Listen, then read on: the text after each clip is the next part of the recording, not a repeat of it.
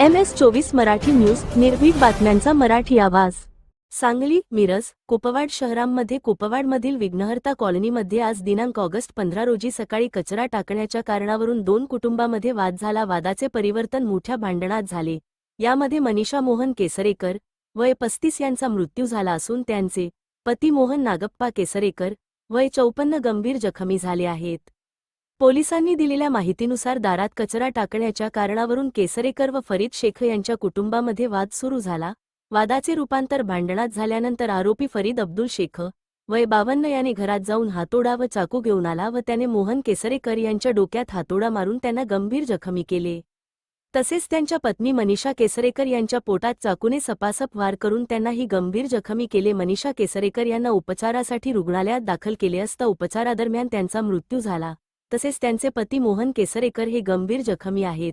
घटनेनंतर फरीद अब्दुल शेख घटनास्थळावरून फरार झाल्याने वरिष्ठ पोलीस अधिकाऱ्यांनी तात्काळ शोध घेऊन अटक करण्याचे आदेश दिले. स्थानिक गुन्हे अन्वेषण शाखेचे पोलीस निरीक्षक संजीव झाडे यांच्या मार्गदर्शनाखाली पोलीस निरीक्षक प्रशांत निशाणदार, पोलीस उपनिरीक्षक कुमार पाटील यांच्या पथकाने तपास सुरू केला.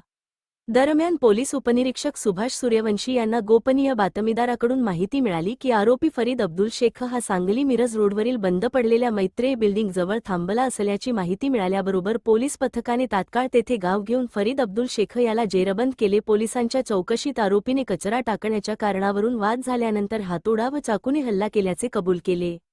या कारवाईत पोलीस अधीक्षक तुषार दोशी, अप्पर पोलीस अधीक्षक कल्पना बारोकर यांच्या मार्गदर्शनाखाली गुन्हे अन्वेषण शाखेचे पोलीस निरीक्षक संजीव झाडे, पोलीस निरीक्षक प्रशांत निशाणदार, पोलीस उपनिरीक्षक कुमार पाटील व सहाय्यक पोलीस उपनिरीक्षक सुभाष सूर्यवंशी यांच्या पथकातील कर्मचाऱ्यांनी सहभाग घेतला.